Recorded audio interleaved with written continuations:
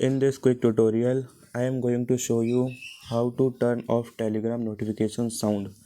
So for that, first of all, you have to long press on your Telegram app. Now you will see this option. Here you have to click on app info option. After that, you have to see this interface. Now you have to click on notification option here.